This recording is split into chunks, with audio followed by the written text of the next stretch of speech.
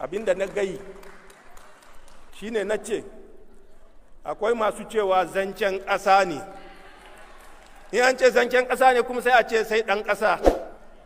To matsalar shine akwai wasu ƴan ƙasa da mun san abin da suke yi, mun san tare da wa suke, mun san nuhinsu na cuta ma ƙasar da ta ba su komi da aka ce ma Niger wagga da muke bugun gaba da ita. Suna hita lokaci zuwa lokaci suna amsowa ga ƙasashen nan da ke sa su gaba, mun san da wannan. Amma mu abinda a cikin zuciyarmu na haɗin kan 'yan ƙasa ne, in ba da shi ba mutanen nan in sun hita da ba su komowa, tunda mun san matakan da za mu ɗoka musu. Amma matakan da duk za mu ɗoka musu ba bai yi matakan da Allah ya ɗoka musu ba. Mun san Allah ya ɗoka musu matakai kuma insha Allah za su ba da sakamako, rana ba da sakamako. Ƙasarmu Niger ita a saman komi, rayuwarmu ba komi ba ne in dai ƙasarmu ce muke yi ma. Kenan wannan ya kamata ya kama hankalin kowa, a san da ba son zuciya ba ne, ba son rai ba ne, aiki ne ya kamata mu yi da hankalinmu na 'yan ƙasa, 'yan ƙasanmu Niger. Waɗanda kenan suna dibin suna yi ma Niger zagon ƙasa, kansu sun ka cuta. Allah ya tona musu asiri tun yaushe, ku ne abba ku sani ba. Su ne kuke gani in mun yi magana sai su juya ta. Ku da kanku ku yi lissahi, duka waɗanda ke juya maganarmu suna cikin wannan jerin da na gai. Mun san mutane da abin da sun ka yi milkin gada mun ka tunkure, sun amshi kuɗi, sun cuta ma 'yan uwarsu kurdai na societe civil. Ba su karewa waɗanda sun ka amshi kuɗi sun ka je sun ka yi ma abokan gwagwarmayarsu zagon ƙasa. Yau su ne kake gani suna tashi suna ɓaɓatu. Ni na san da su, Allah ya san da su, wannan ya isa. Mutanen nan kakku yi dibin wani arzikin duniya an ka ba su. Na ga waɗanda an ka ba jika 200, na ga waɗanda an ka ba miliyon, na ga waɗanda an ka ba miliyon 2, na ga waɗanda an ka ba miliyon 4, don su cuci ƙasarsu, don su cuci abokan gwagwarmayarsu. Mun san da wannan, amma matsayinmu ba ta yiwuwa mu hito mu ce wane da wane da wane da wane, don abin sai ya mai ta ɓarke, ya mai ɓarkewa za ta yi. Wani sakamako sai Allah ya yi ma Niger sakamako. Mu duka 'yan ƙasa ya kamata mu roƙi ƙasanmu Niger gafara, don duka muna da laifi. Mu mun ka bari an ka cuta ma ƙasanmu, muna ji muna gani.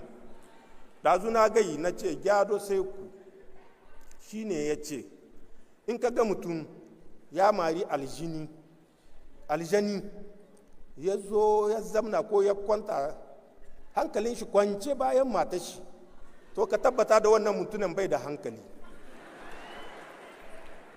Shi ya ce akwai wani tuni baya, amma ni na san da mutumin bai da hankali ne. To mu ba aljani guda ne mun kamara ba, kuma da mun kasan mun mare su dubaye. Sai NSP ba ku taba gani inda mun ka zo mun ka kwanta bayan mata ba mu ce mun mari aljannu dubaye da dubaye mu zo mu kwanta daren daƙam. Mun san ba daren daƙam ba ne. Sojan Niger duka inda suke sun san da ba daren daƙam ba ne. Son ƙasa ba wanda zai gwada ma soja son ƙasa.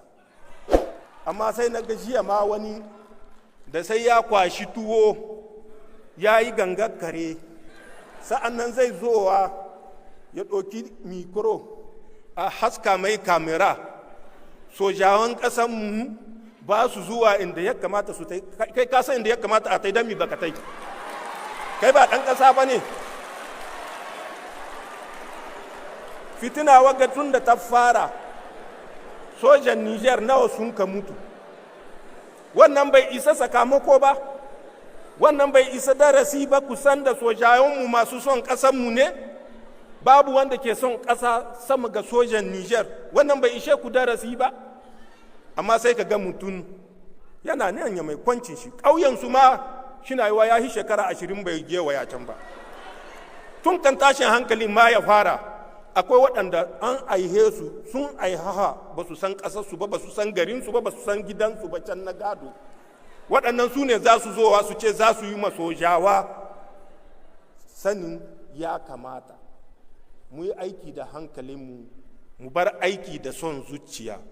Son zuciya bai kai wa ƙasa ko ina. Shi mun ka yi shekara 100 da wani abu, ina mun ka tafi. Kullum gidan jiya gona wa, to ya kamata mu yi mu kanmu hankali.